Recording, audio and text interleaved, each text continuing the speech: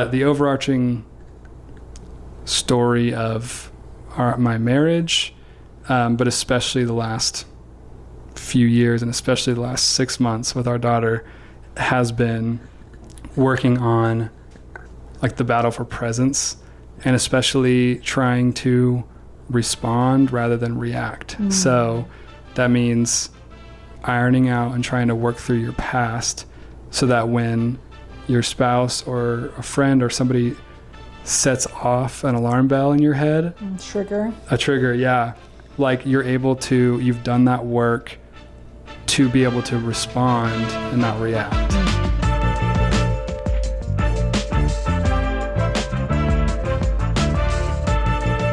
Hey friends, welcome back to the Rod Pod. Joining me back again is our friend Adam Van Dam, and of course, brother, he is here. We're going to get right into it. So, if you missed it though, part one of Adam's story was last week, and then this week we're going to dive a little bit deeper. And also 2 weeks ago, if you missed the pod with brother Adam and their friend Jake, it was a great kind of teaser into Adam's story. And so it's been a Van Dam triple header. I say you're getting a lot of Adam. For sure. We should have like changed clothes to make it seem like two parts of recording. Sure, yeah. I'm kidding. Switch shirts. No, it's fine. But one of the so I'm going to take a quote from that conversation that you all had with brother and with Jake, and you had shared, my story is one of just mental health hurdles, depression, ADHD, and bipolar. Also overcoming certain addictions that were holding me back from being my best self, and a whole lot of recently dying to myself to be able to give what I have to my family and my home. Mm-hmm. Whoa. The Lord has invited me through a lot of self-transformation. And you continued on to say, the legacy I would like to leave and lead by, I want people to see me as someone who like just laid it out all on the table. And I just invite others to do the same. Leaving things in the shadows and avoiding your problems is only going to hurt in the long run. Mm-hmm. So do you recall saying that? Yeah. Well, no, that's good to rehear, because I think like I'm just recording these, I'm trying to like discern what to share and stuff, but I think like I'll just lay it all out, like just have just the ins and outs of the story. So sure, I'll try not to be vague anymore. Yeah, like, no. I mean, along with, obviously you want to be respectful of other people's privacy too, because absolutely. There's always other people involved. Mm-hmm. Yeah, more about myself. So sure. Yeah, and I appreciate you being willing to share as much as you're comfortable with, only because, again, like I feel like it for you being open and willing to share even just the topic of these things, that I think invites other people to kind of lay their guard down and be like, let me listen to this and and if he struggles with that, that means that I'm not alone with the things that I've struggled with. So I'll say too, to break the fourth wall, I don't like doing this too much on my relationships, because I find it cringy sometimes, just for myself, of in understanding our friendship and how it's unfolded in three years of like, God always puts people in my life that like I either not dislike but feel indifferent about upon meeting them. I remember, as Anna remembers, you being very quiet in marriage group for the first like 6 months and stuff, and it's been cool getting to see I just figured you were, whatever you are now, you were always like that. And it was cool getting to see over time that you were actually going through your own spiritual revival. And in that, it's been very refreshing how open you are freely. I'm sure you know, and my mom knows this. I'm not a curious person. I don't dig deep. I don't dig deep into to find people's really stories. But somehow people find just enough comfortability to share that, and I very much appreciate everything that you've shared, and so which is why I've been so excited to get you on ever since we started this like over a year ago. Yeah, just lead with whatever is on your heart now. Heck yeah. Well, thank you. Yeah, no, like to touch on that. Well, I'll just go with I'll continue on like the testimony timeline format as kind of the last episode. But yeah, we kind of launched, or last episode left off with moving to Phoenix. And so right before, or I'll start with Phoenix then. So we were living here for a few months.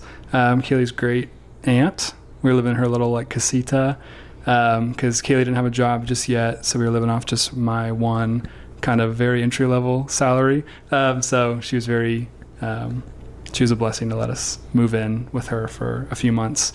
And then Kaylee landed a job, which got us our first apartment, or helped us get our first apartment. And life was just smooth. We ended up getting a little golden retriever, Sophie. She's great. She just turned 5, which is crazy. So it's kind of cool. Whatever, we got her right away. So whatever anniversary we hit is like a month later is her birthday, or like she turns that age as well. So yeah, life was good. And then around October, so we moved here in June of 2020.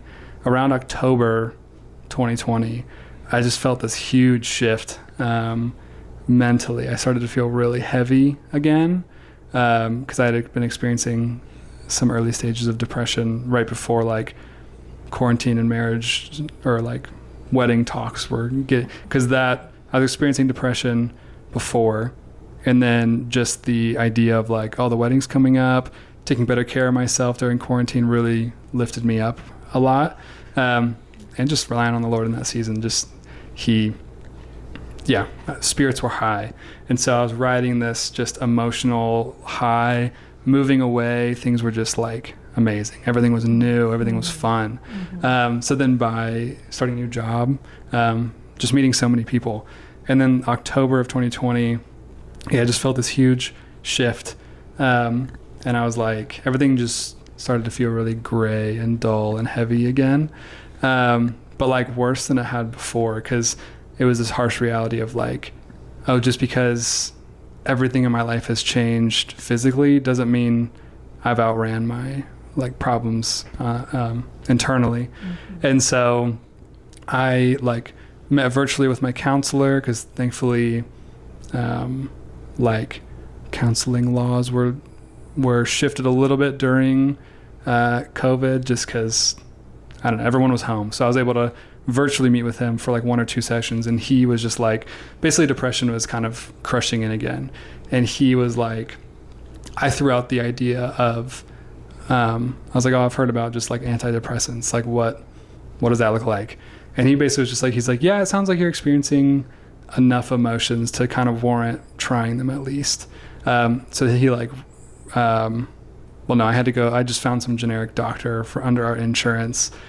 And this kind of kickstarted my weariness of doctors now, because I just went and saw this, generic insurance doctor, and he, nice guy, whatever, but I could tell he was just kind of like checking off a box, didn't really listen to me much, and just prescribed me a super generic antidepressant.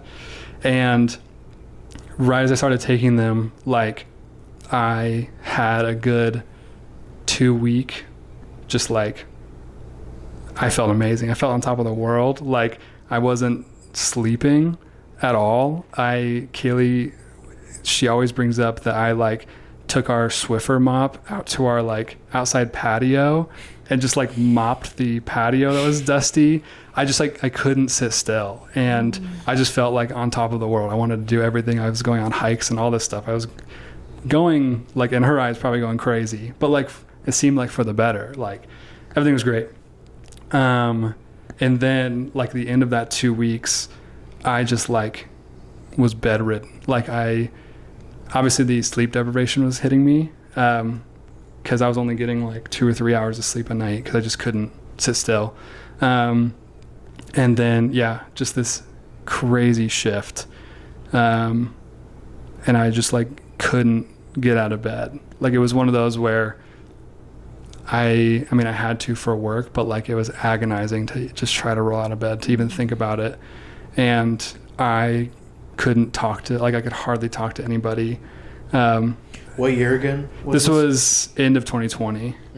October, November. Yeah. Kind of right before the holidays is when this all happened. And I was going to work just like a sloth, and like I was surrounded by like tour guides, and they're all high energy, everything. And I just found myself like hiding in the bathroom a little bit, or like calling into work, and just all this stuff. I just couldn't, I didn't know what was happening. But I just kept taking the medicine. And so after like 3 weeks of just like sleepwalking through life, like I randomly fell up again, and I felt like I was going crazy again, but like, I'm like, oh, this is great. I'm like, I'm getting out of this. 2 weeks go by again of just like almost insomnia and crazy productivity. And then just another few weeks of just like, I felt dead again.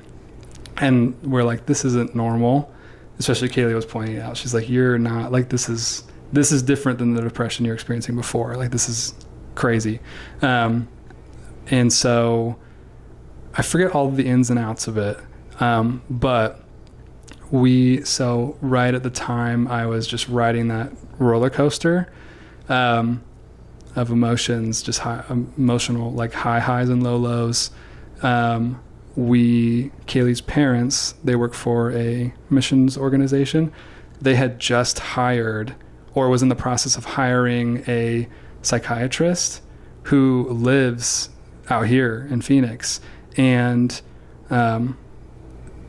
they ended up hiring him, and then it wasn't for the reasons to help me or anything. They just had the contact or whatever. Mm-hmm. But this guy, like, just was, because I mean, any mental health like counselor or psychiatrist or whatever is incredibly expensive. Mm-hmm.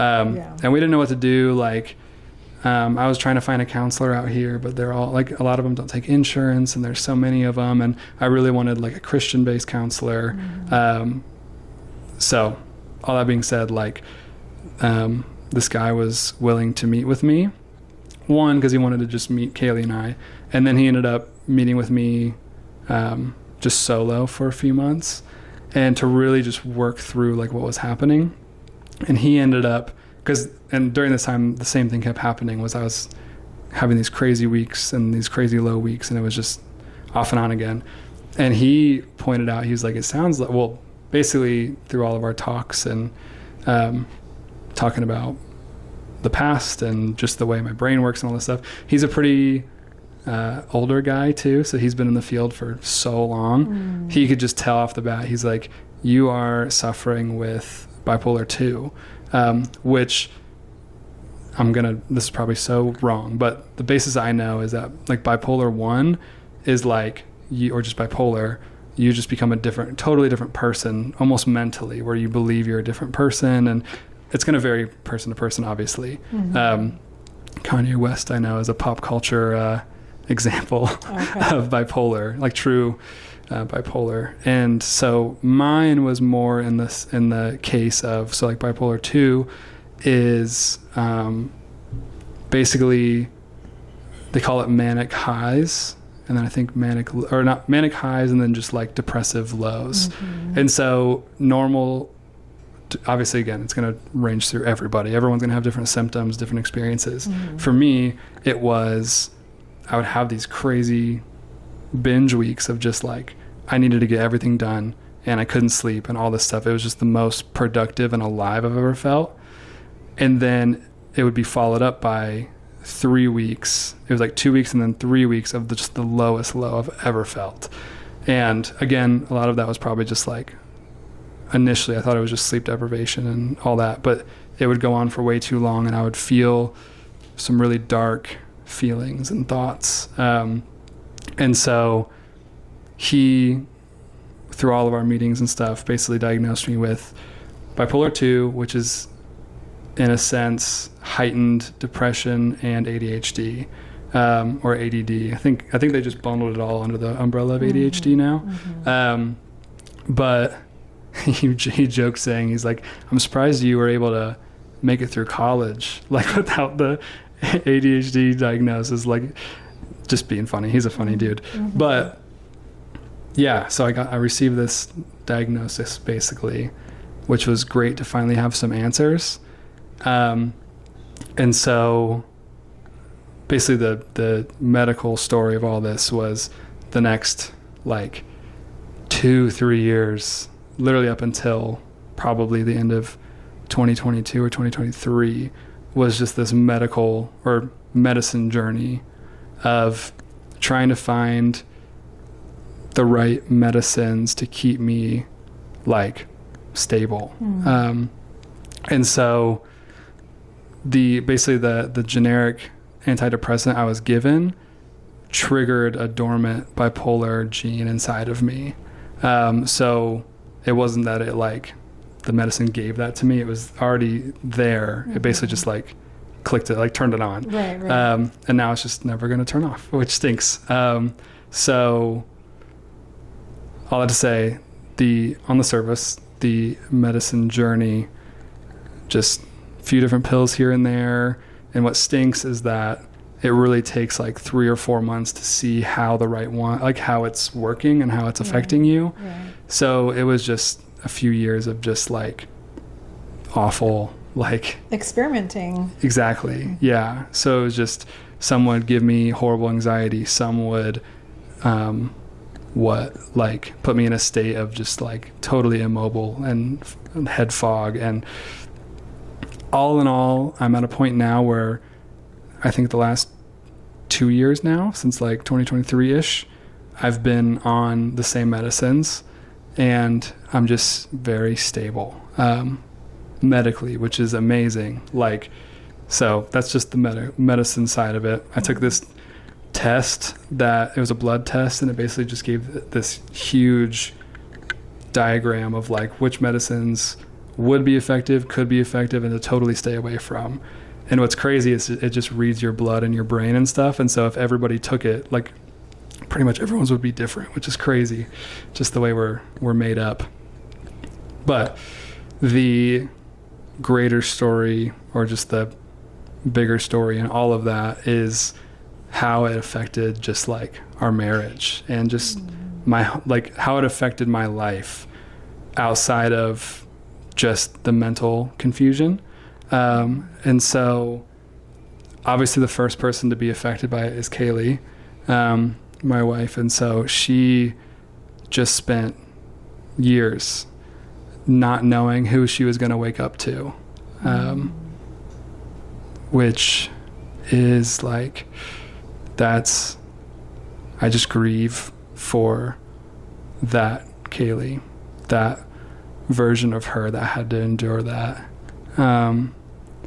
Not knowing if she was going to wake up to me jumping out of bed and saying like, let's go have a cool adventure today, or someone who just wouldn't even get out of bed for a full day. And it just sucks. Like that's hard, for just to know that she went through that, because it's hard to look back at our marriage and my story. It's a lot easier now, but it's been so hard to look back and like think beyond myself, because it was obviously so hard up here. I wasn't thinking about really anyone else but myself, because I couldn't look beyond myself and what I was going through. And so she, to this day, even then, and I didn't understand it, or I didn't fully grasp it, but even back then, and especially today, she just has made it so apparent how much she had to just rely on the Lord. And she's always, her greatest gift is just faithfulness. Like, and no matter what season, she knew that like the Lord was doing something, and that she's never doubt. She doesn't deal with just doubt. She just knows that he is a loving, forever enduring, pursuing Lord that just loves us and will take care of us in any situation, no matter how dire it is. And so she told me then, and even now, if I look back on our story and just feel so much shame for who I was, she lived like, nowadays it's also worth it. Or like, I see what was going on, and I'm so thankful that it happened, because we almost speed ran so many decades of like marriage, of conversations we needed to have, and all this stuff. But ultimately I know that he took care of Kaylee all those years, and he obviously takes care of all of us all the time, but he really took care of her when I couldn't. And so I'm so thankful for him all the time, but especially for those years when I just was checked out of our marriage. And then you had mentioned last episode how when you guys got married, and even now these days, that divorce is a bad word in your household. Did that standard give you assurance during that time? I think one of the biggest things I was always battling with was, like, I still was certain like we wouldn't split, and that's what made it harder, because I'm like, she's having to just Endure. just hold on and live with whatever mess was going on, whoever I was at the time. And I'm sure at times I took advantage of it, but like, I think for the most part I really tried to stay afloat and try to keep the sober mind of like, just because we say that's not an option in our marriage doesn't mean that like, she could hit a point where she has to walk away. And in that journey, obviously I was feeling so much self-deprecation, and I just hated myself and who I was. And so a lot of times I found myself just distancing myself from her, because I grieved for her. And the amount of like long talks and not even argument, or just, I guess in arguments and stuff we would have, like, I would say like, I'm just acting this way, or I'm feeling this way because you deserve so much better. Like, you deserve what? Sorry. No, you're good. Didn't we just hear about that in service today? About distancing for protection. I forgot the fancy word for it, but that's something there's a book I'm reading right now that I'm trying to work through, that a like toxic trait of mine has always been like, what was the line? Basically that relationships, when you engage in a relationship, it will, no matter what, it'll ultimately detach. When you attach, it'll ultimately detach, whether that's through a rift, whether that's through death, whether that's through something. There's always an end point in a relationship. That's kind of what they were saying today. And so I find myself in fear of that, distancing myself first, so I don't have to experience the pain of someone like walking away from me. And that's something I really need to work through. But so I just always felt, I think, I would find myself in seasons of that with Kaylee, of like, I would never be completely like unloving or tell her to leave or anything like that. It was more just, I think there were times in my heart at my lowest points that I just accepted I'm never going to heal. I'm never going to stabilize again. And I don't want her to deal with this anymore. So I might as well just like pull away for a little bit to give her, like, to hopefully spark a drive in her to just like walk away. But again, it wasn't an option. It wasn't a conversation. So that's why I never brought it up. I never like would initiate that, but the thing is, like, what was so hard is that, like, we love each other so much. I love her so much, and I know she loves me too. So that's what was just so hard, because it was never a question of love. It was a question of circumstances. So I don't know. So I grieve for her in all of those years. And then, yeah, that's kind of the general story of figuring out the medical sides of things, how I dealt with it. I thank the Lord that there was never a point where I considered ending my story early. There was one night where I had a slight thought of that while I was driving, and that scared me so much that that's when I don't remember when that was, and I didn't mark down the date because I didn't want to remember it, but I know that was one of the starting points to take things seriously, because I just didn't. Once that thought crossed my mind, and I guess you could argue I was in a position to do so. Like, I just was like, whoa, this is not good. Like, I need to take this seriously. So, yeah. And then to summarize, in that, obviously, like, work was hard. It was hard to make connections with people because I was so hot and cold. I burned a lot of bridges with just friends and family at home because I just would disappear and wouldn't talk to them for months. And that's where the distance made things really hard, is like people that wanted to check in on me and wanted to support me, like, couldn't because they're across the country.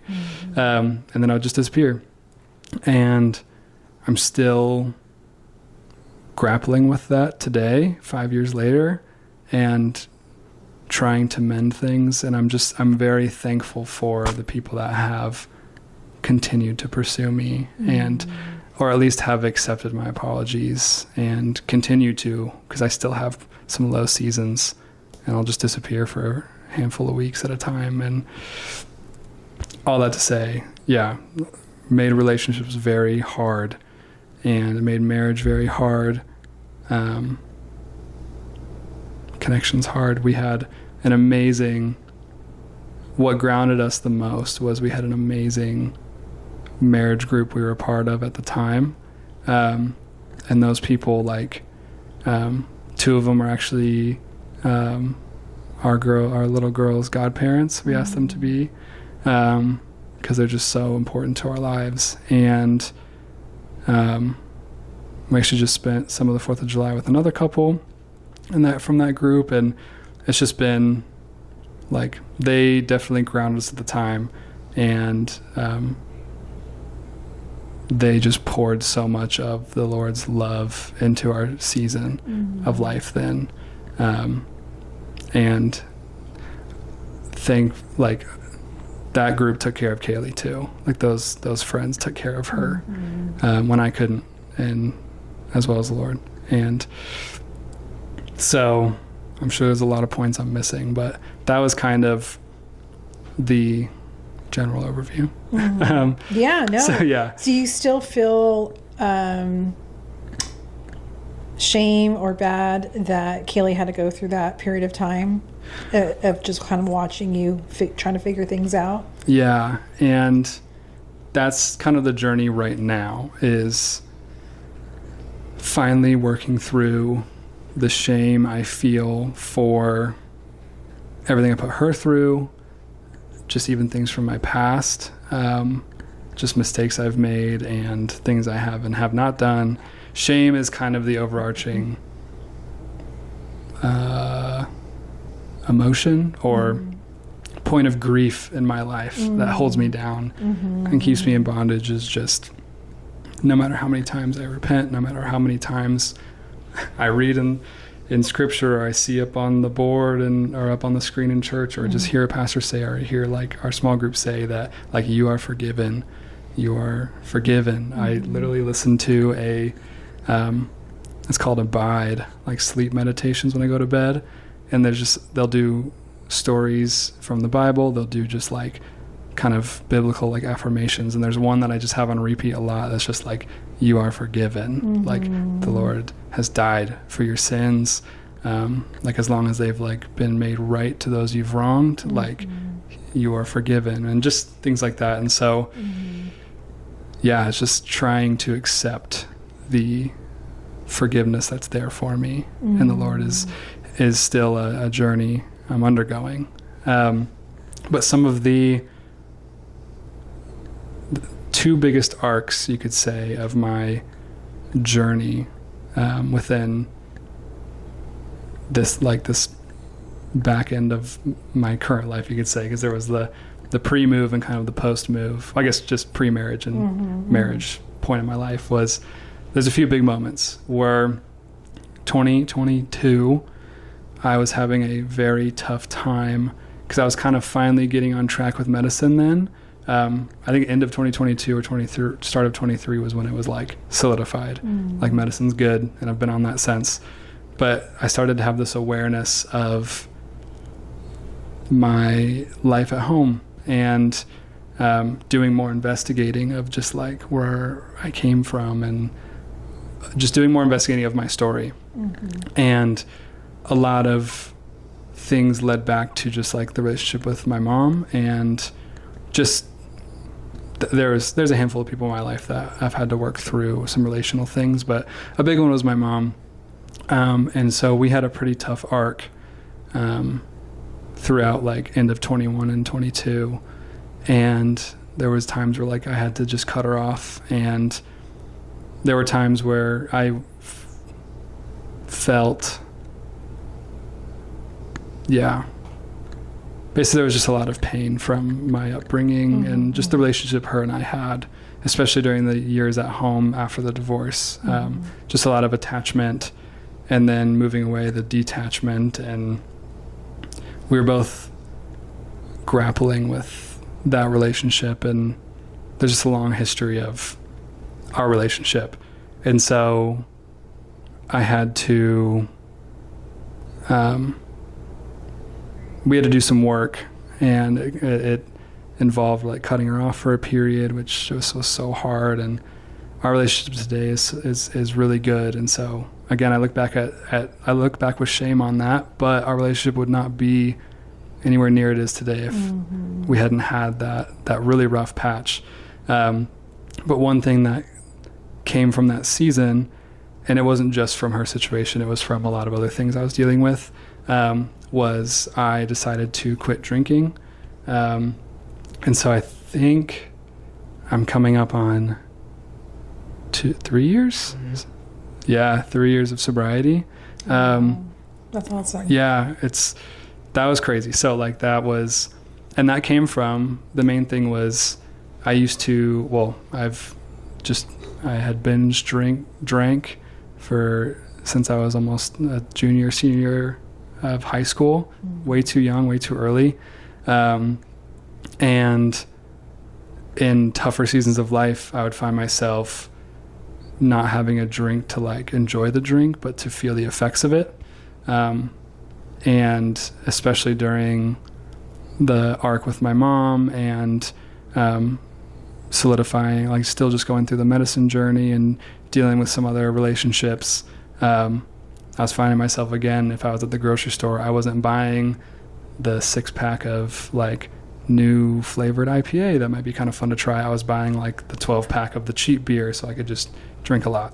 And that's kind of when I noticed the motions of like I am numbing myself. And Kaylee called it out, not in the aspect of like, she didn't shame me for it. She just was calling me out of how much I was hurting myself and how that was only contributing to distancing myself even further from our marriage and my own life. That lady's smart. I would be nowhere near the person I am today without her. She's the greatest. I am so thankful for her. At church today, they talked about, I wish I would have brought my church journal, but it was basically like a something about like constant attachment, continuous attachment figure or something. It's basically like the people in our lives that have never given up on us and that prove to us that relationships can last. And her and like my father-in-law are just like perfect examples.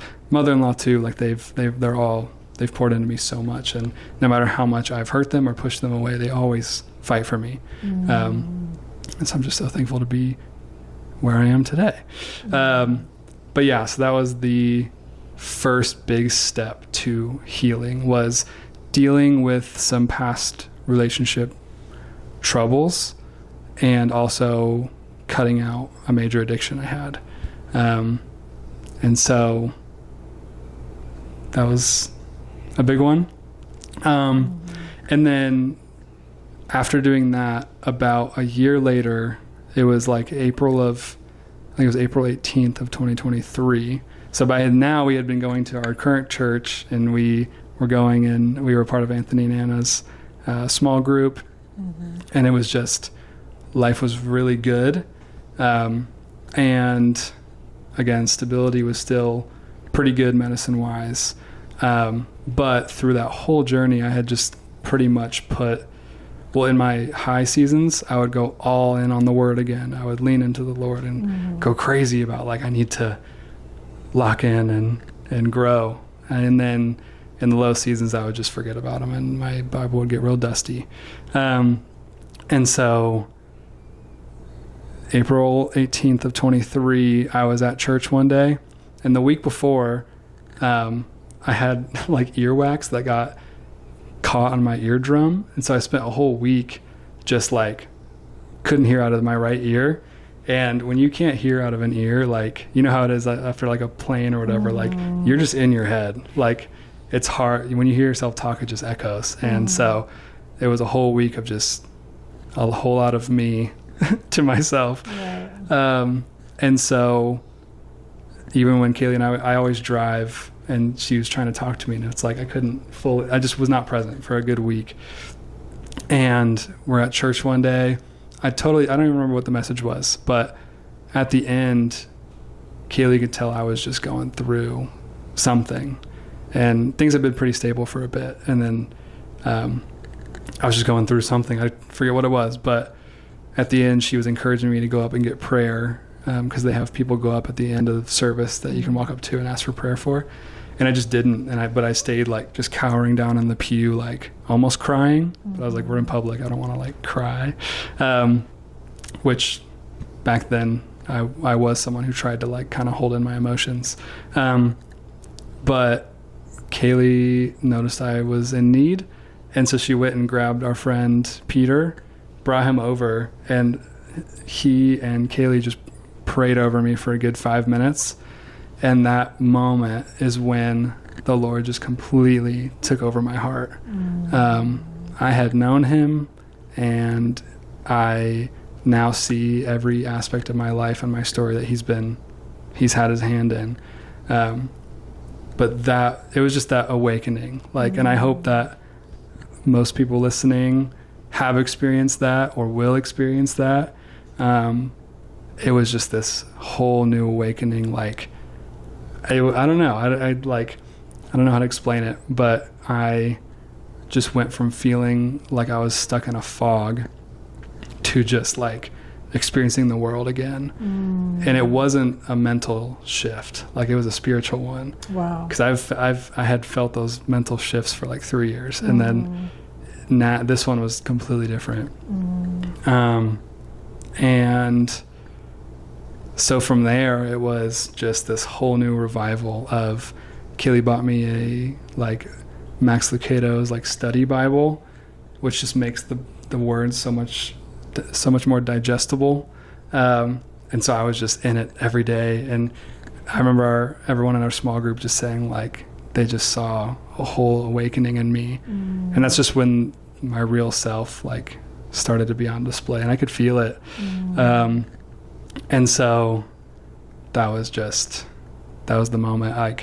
I completely dedicated myself to him, because I always picture it as like, what?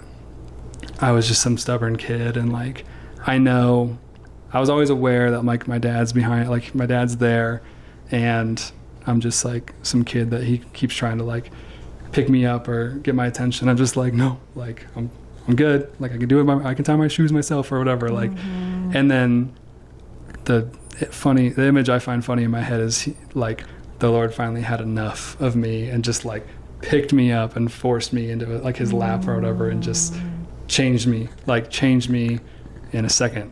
And Wow.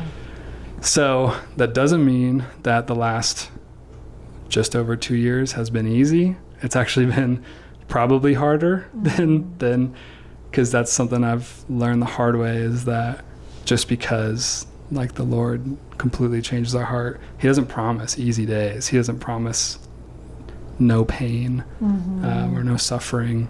Right. So yeah, that's through that journey I have learned so much more about the Lord. Just I've done devotionals. My Bible is so highlighted up now. The Chosen show was such a huge starting point for me too, because obviously it's a show, it has its creative liberties and stuff, but it gave me a visual reference point of just like Jesus's heart or just intent in some situations and all that stuff. And so when I would find myself like experiencing doubt or experiencing a hard time, like I'd watch that show and I'd almost like in my head picture some scenes from the show, which would then take me even higher to like just experiencing him, because I was adamant about not seeing those characters as the actual like figures on the Bible. Right. Yeah. And so even to break that, I ended up like looking at all of their like Instagrams and stuff to make myself know like they're just normal people. Right. Like right. it's the message behind it. So, but yeah, and then I don't know if there's anything you wanted to jump in on question wise. I have like one more big arc, but it's if you wanted to, I don't know. No, it's probably best for back end. Okay. Yeah, and well, I just wanted to highlight that what I've come to understand about like myself going through almost similar situations as yours, that the things that we go through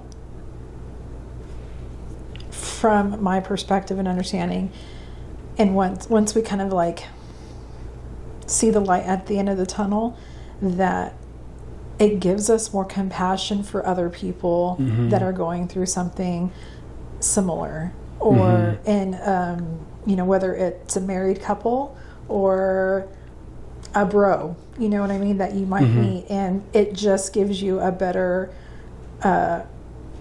picture, a better, just clearer understanding of what people struggle with, and whether it's from your perspective or Keely's perspective, because had you not had those experiences, it's very hard to empathize with people and to connect with someone and to really like dig deep and understand where they're coming from if you really don't have a clue like what they're going through. And not that you are gonna like do everything for them, but just like generally speaking, I feel like people need to be, no matter where they're at, people need to be heard, seen, and just understood at some level. And if like you hadn't had the experiences you had, whether they still feel shameful to you or not, like I firmly believe like God is used. That's one of your experience is your experience, but as well as it's going to help someone else kind of navigate their journey as well. And then from your wife's perspective, you know, she was an example of how to hold someone up, you know, in prayer, and how to encourage them, and how to really lean in and rely on the Lord during such like a painful time. Because I can, as a wife, I know what that's like too. And had you not had those experiences as a wife, had I not had those experiences as a wife, I would have not been able to see like what God is able to do despite the circumstances. And so it's beautiful. Like either way, it's like it's a beautiful thing to see that God is real, he's able, and that we obviously trusting in him is everything. So yeah, I just wanted to encourage you in that like it's okay. And I think that there obviously used to be a stigma, talking about mental health and medication, even, and then being on top of that, being someone of faith, being a Christian, and having to, go through these things. It's not, it's getting talked about more often and more frequently now, but like 10 years ago, it was really not a topic of discussion. Maybe because podcasts are more popular now. And so it's more openly discussed and talked about. But it's just amazing that God can do anything. Literally, it sounds so like generic, but he can do anything in our situations, whether it's not through the pain, through the trauma, through the childhood that we had or upbringing, and it's all for his purposes. It's everything's going to point back to him, and it's beautiful. It's beautiful to see how you can look back and like, oh gosh, like, okay, Lord, now I see what you were doing, and I see your hand now orchestrating everything in the background. So yeah, so sorry. Good. You're good. No, that's good. That's all good stuff. And like, I just thought of this kind of as you were saying, like, you can better empathize and stuff, on top of like, to be able to get there, you also need to engage in your own story. Because one of the best quotes I've heard recently, or just imagery comparisons or whatever, is like, if you're going through something, because this is what a lot of people will do, and I've done it, I've been at fault of it before, is if you're going through something, but somebody is going through something worse, like, let's just pray for them. Let's do everything we can to encourage them through it, because mine's just so much more minor. And so the imagery there, but the message there is that I read was that if you have a broken leg, but your friend has 2 broken legs, like, that doesn't make your leg any less broken. Yeah. And so, like, yes, love on, empathize, care for the person in that worst situation, but don't forget yourself, and like, take care of yourself. It's not selfish to take care of yourself and work through your own problems and investigate, because it'll only give you that greater capacity to empathize and feel for other people in their situation. So I don't know, that's absolutely. Yeah, that's awesome. In my 20s, I did that. I used to downplay like certain circumstances. I'm like, oh, it's not that bad. Like, let's focus on, helping that person, because our situation's not that bad. But it's like, but over time, you just can't, you can't, like, going back to something that you had said, is leaving things in the shadows and avoiding your problems is only going to hurt in the long run. And so it's so true. It's so, yeah. Yeah. It's so true. So yeah, I understand what you're saying. So there was something, so the books that you're currently reading right now, does that tie into any of your healing process, or just growth, personal growth? Yeah. So the one I'm trying to read through it first before I like go screaming from the rooftops telling everyone I read it, but it's called Make Sense of Your Story by Adam Young. Okay. I'm only like 4 chapters in, but it's already crazy. I have the quotes written down on my phone, wherever that is, of like, right under you. There we go. The important ones I wanted to like share that kind of gives like a good indicator of kind of what this book is about. But it's all about engaging with, the tagline is, why engaging your past with kindness changes everything. Which years ago, when I first started my counseling journey, the my counselor said, like, it's doing a lot of inner child work. That's what we were trying to do. And he said, imagine yourself standing like just in front of your house, and the younger version of yourself comes riding down the street on a bike, and they, like, you hit the curb and wipe out. Like, are you at this age you are now going to walk up to your younger self and like say, like, get up, like, get over it, like, just get back on and keep riding?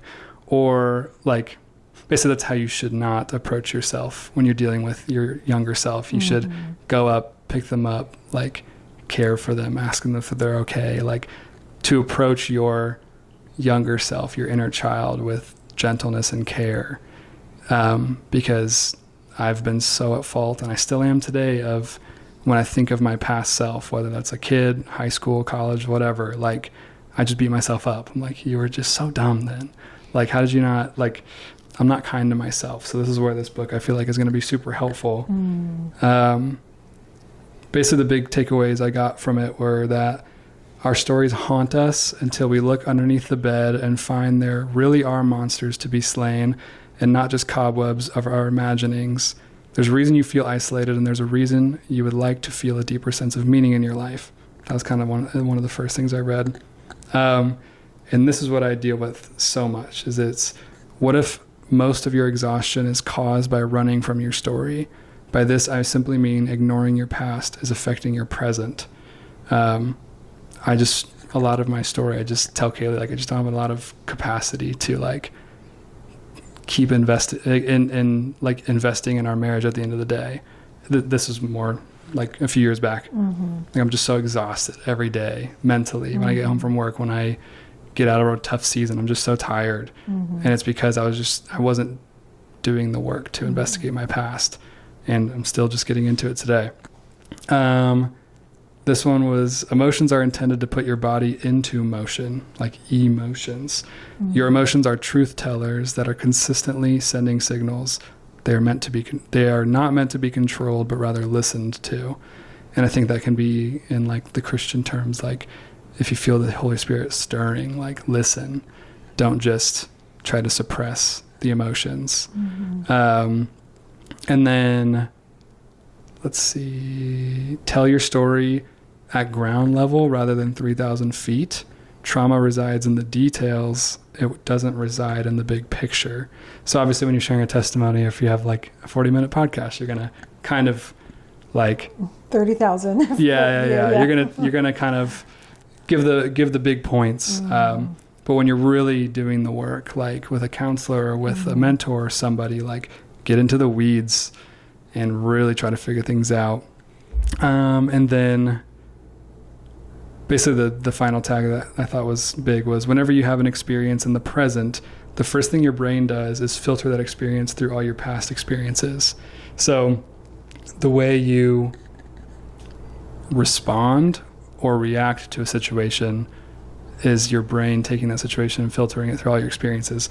So there's another book I read called Take Your Life Back. I'll have to figure out, there's two books with that title. It's like the Christian version of, I forget who the author was. That was another impactful one. And then Max Lucado's Anxious for Nothing and Fearless. Those are like the huge impactful books I've read.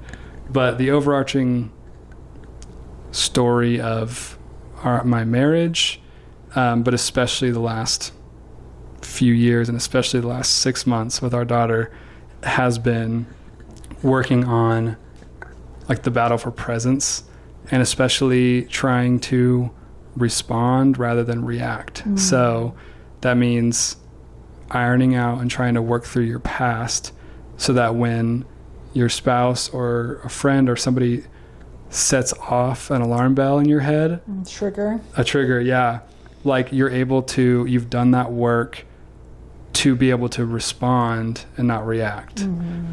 Responding is responding in a loving, gentle way, trying to investigate why they're feeling that way, why they brought that up, trying to, like, level with them, and not just reacting out of defense. Like, there's been countless times Kaylee has pointed out that I have been unpresent from our marriage for, like, whether it was a few days or a few weeks or whatever, she'll point it out, and I'd freak out. I'm like, oh, I'm just always going to fail. I'm always going to, like, walk away. I'm always like, now it is, if she brings that up, my goal now is to be like, okay, like what areas have you noticed that? And then basically just asking her like how she's felt, how I've made her feel that way. And then taking that to the Lord and trying to figure out like, how can I work on this? What has set me off? Like, I don't know. Yeah. Doing that work. Yeah. You're going to hate this word, but I jive with you, meaning I understand, because it's that perception versus perspective. So, we see things from our perception, but it's kind of it's being intentional to try to see the perspective of the other person, because their experience through whatever it is going to be, the lens of their eyes is going to look different from obviously yours. And again, we're filtering out life through our personal experiences, our background and whatnot. And it's definitely being like intentional. Okay, what does this look like from my wife's point of view, or my husband's point of view, or my child's, perspective. So yeah, I see I get what you're saying. And it's being intentional and like, you have to tell your brain, let me just stop and not react, but let me just think about what this actually looks like to the other person. And it's work. It's definitely work. Yeah. Yep. And that's just, it's so heightened right now because of course our girl's only 6 months, but like, I keep hearing like basically like stereotypically a father's role in a daughter's life is kind of setting the standards for what a male figure or a future spouse should like look like how basically set the standards of a man and their life.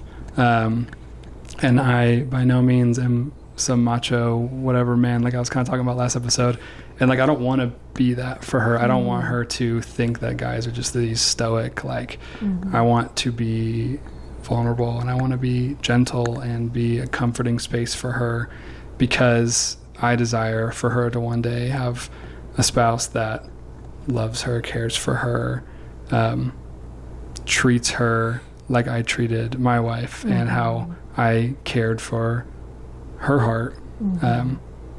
Yeah. I'll say too, like you doing that, shows the, what to look for, down the road, far down the road for her. In that, but also you are going to be a great reflection of a dynamic that she can have with God, of the fatherly figure that is gentle first, that is understanding and very kind, and not something that's emotionally distant. So I commend you for that already 6 months in. Thank you. It's been tough when I have like yesterday I had a tough or just lower mental day yesterday. I ate horribly on 4th of July and didn't get a lot of sleep. And so I woke up just feeling groggy and slow, and I was beating myself up because I'm like, I am struggling to be present with her today. And and this can go for so many scenarios, but just because like you have one bad day that you can't fully show up doesn't define you. Right. It doesn't define the season. Just wake up tomorrow and start again. Like Kaylee and I do a devotional every morning, or try to, called New Morning Mercies, by Paul David Tripp. Or Paul Tripp. I think Paul David Tripp. I don't know. It's a great just daily devotional, super full of grace, but the overarching story is that each day you're met with new mercies from the Lord. And so whether you messed up yesterday or years ago and you're remembering it today, like today is a new day. The Lord loves you. Like he put breath in your lungs this morning because he wanted you here today. And so don't let today go by, or don't let like your bad day yesterday define today. So that's kind of the message I try to live by now, is stop beating myself up. Like, Yeah. just keep Yeah, going for and sure. And you know try to what? show up. That definitely, like, you know, encourages us, obviously, that we, or reminds us that we can't do it on our own. Like, we have to lean into the Lord. I remember when these guys were little, and I was like, Lord, like, I don't know what I'm doing. I don't know what I'm doing. Like, my parents divorced too, but I was 6 when my parents divorced. So my dad was never in our life. And so I didn't know how to be, and my mom never remarried. So I didn't know what being a wife looked like. I had a very feminist attitude. And then I wasn't really raised around little ones. And because all of my cousins, we were all around the same age. So like, becoming a wife and a mom within, like, I don't know, a few months of each other. It just, everything happened so fast that I was like, I spiraled like quick, and I was like, I don't know what I'm doing. Like, I was so out of my mind. I don't know how to be a wife. I don't know how to be a mom. And like, that forced me to lean into the Lord and just cry out for help, and like, Lord, and like, and it, not that it gets easier as you get older, because obviously now our youngest, Annika, and we are totally different parents to her than we were towards our older 2 kids, because there was like an 8-year gap and 10 years between Annika and brother. And so yeah, there's a lot of growth, a lot of grace in between all that, but like even now, I'm still constantly leaning into the Lord, like, Lord, what is her education going to look like? It's going to, because he told me it's going to look different from theirs. And so there's always like, there's never a point where we arrive, where he's always wanting us to lean into him and ask him for guidance. And then, but to Jake, your friend Jake's point, he has given us wisdom to glean off of, and he trusts us to make decisions and choices.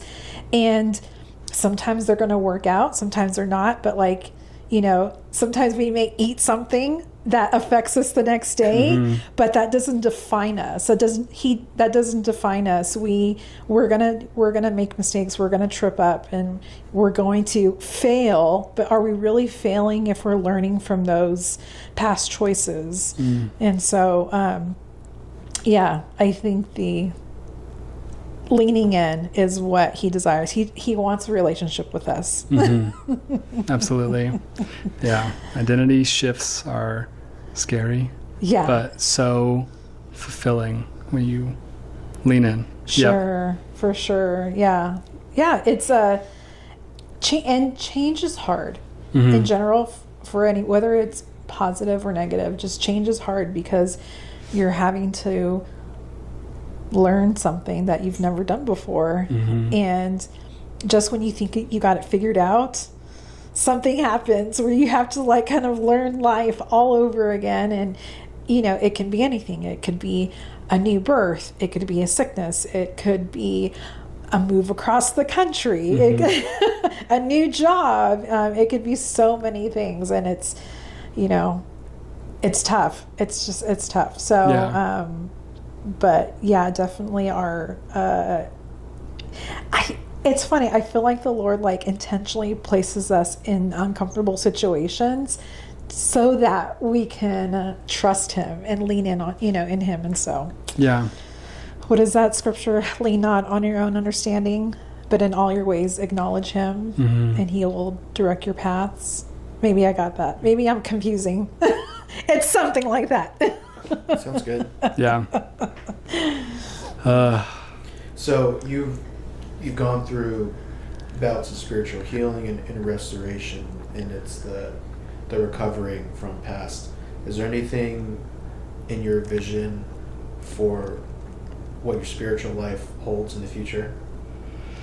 I think that, I feel a huge calling, Kaylee and I both, to pour into young married people, or we would love to do some premarital counseling, because there's a ton more ins and outs of our story that I didn't get into, but we just like because of what I went through and subsequently she went through because of that, we've just lived a lot of life in a short 5 years. Yeah. Like to the point where like we'll read some marriage books and like we're not like, you know, sticking our nose up at it because we're like, oh, we've been there, like we're past this. Like it's always so good to like relearn and keep learning and like rehash conversations and all that stuff. But we've just learned so much because we had to grow up fast in our marriage. Almost we didn't get a whole lot of honeymoon phase, and now on the other side of everything, like our marriage has never been better. And so like I know we're like, but we're also not being naive that we're gonna have hard times again. Like parenthood's gonna be a whole whirlwind. And so spiritually we both feel a calling for premarital counseling or just having some young and married group. Kaylee feels a calling she's gonna do a Young Life girls group, and she's gonna have a group of college students at our house every week starting this fall, because she just loves college ministry. I don't know what my individual calling is just yet. I think some kind of, honestly, like looking back at my story, I feel a calling to pour into high school boys, but that also scares me because male relationships are hard for me. But like those mentors and people that picked me up off my feet or off the ground in that time of my life just set the stage for where I'm at now.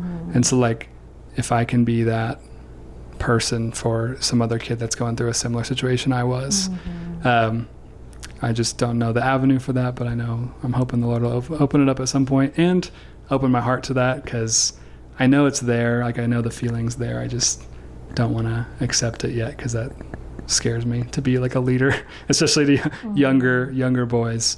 But there was one other thing I was gonna cover about us. I can't remember though.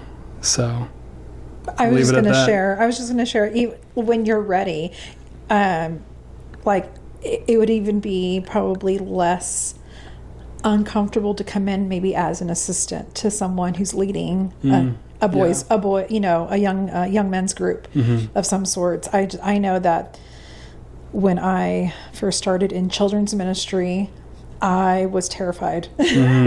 Terrified because brother was, he had been like 2, and I started helping out with like 3rd, 4th grade, and I put myself in a very uncomfortable situation because I wanted to learn and push myself, but I didn't want to lead. So I was an assistant. I was an assistant to someone else. And so as soon as she saw that, I think she saw something in me that I didn't. And so she would, when she thought she was ready, when she thought I was ready, she would say, okay, Gina, next week you're going to do the lesson and I'm going to be your assistant.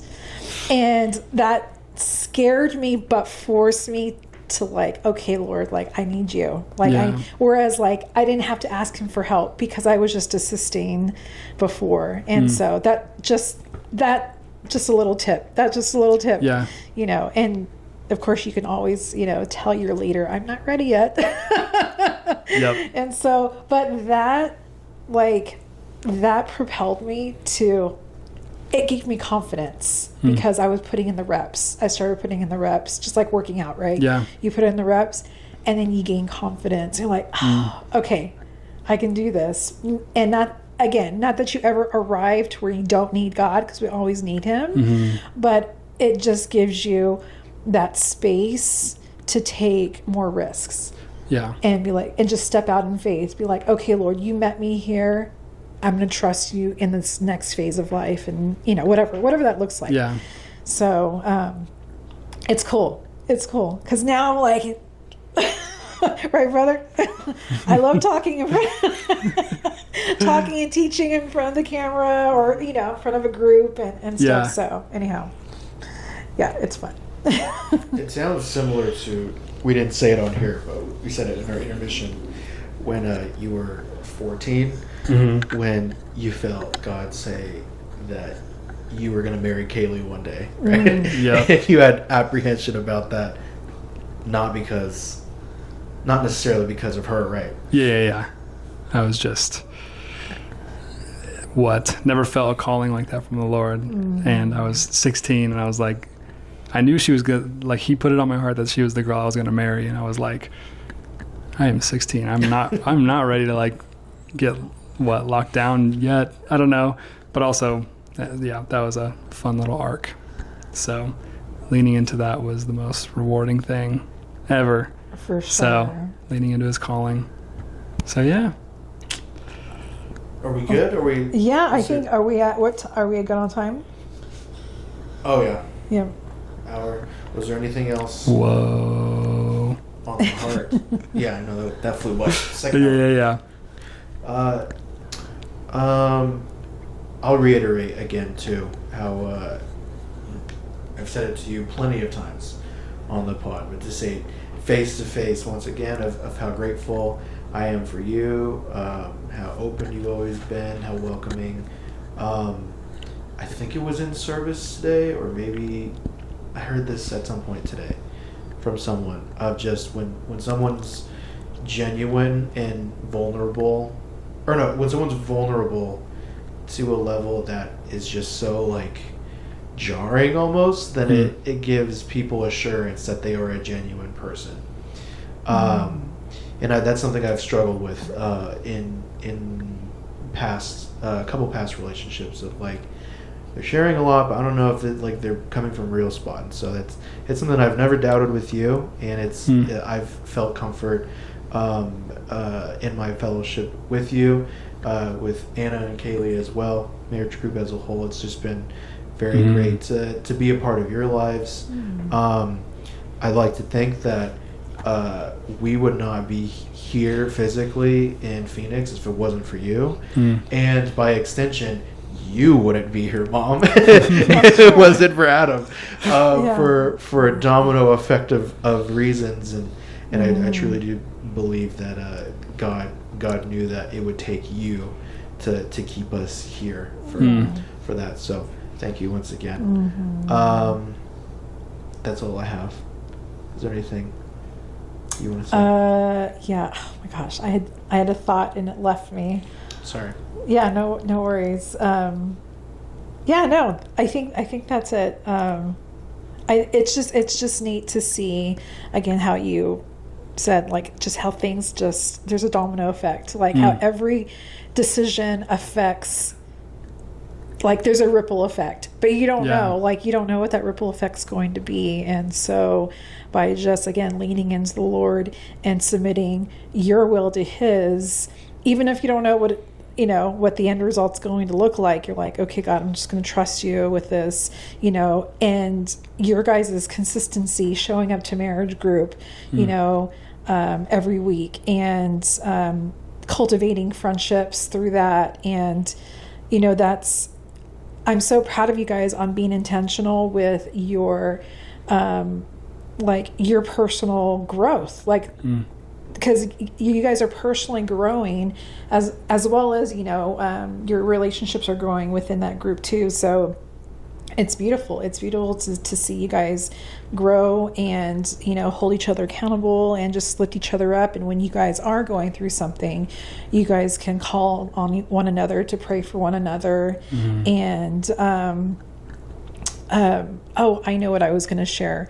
Your transparency and your heart to be vulnerable gives other people permission to do the same. And that's awesome. Like, it's so beautiful to witness and see, because I think those who want to be open and honest but yet are maybe afraid, by you allowing yourself to be open and transparent, it's giving other people permission to do so. So with that, thank you so much. Thank you for being you, Adam. Thank you. I have one final point I want to let me land this thing. Yes, please. I'm kidding. But I have said this at our group before, but if you are, my encouragement would be to investigate your story, investigate yourself, and do the healing now, no matter what stage of life you're in, because it'll only benefit you, your relationship with the Lord, and everyone else around you. Because if the Lord hadn't revealed the areas in my life that needed to be ironed out, or if I refused to lean into the healing that needed to be done and the investigating that needed to be done, I don't know where I would be leading into having our first child. I would be terrified to have to go through all of that healing while she's here. So I just thank the Lord every day for the work that he's helped me do and revealed to me, because now, like, obviously there's still so much more to be done, but I'm at a point where I feel like I'm so glad that's all at least in the spotlight and has been worked through or is being worked through for the most part, so that now I can just pour so much of myself into my kid. So yeah, do the healing now, do the investigating now. Even if you don't feel anything, it doesn't hurt to look back. So Amen. That's great advice. yeah, so thank you for having me. This was fun. Thanks for listening to Thank you for coming. a few on hours of me once talking. again. And this won't be the Yapping. last time. We love repeat guests.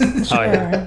You know what? I would really like for there to be like a panel with, like, you know, you and Kaylee and you and Anna, and then like maybe we'll do another one with Jake and his wife, because Good idea. it's kind of a lot of we're kind of contained space and time too, and so we want to give everyone a chance to chat and talk and stuff. But that would be cool. Yeah, everyone do it. else's other We gotta get halves. Kaylee in Yeah, here. to do a Yes. panel and Yes, stuff. please. So that would be very cool. So, well, friends, thank you so much for joining another episode of the Raw Pod, and we will see you next week. Thank you. Bye. Dun, dun, dun, dun, dun, dun, dun.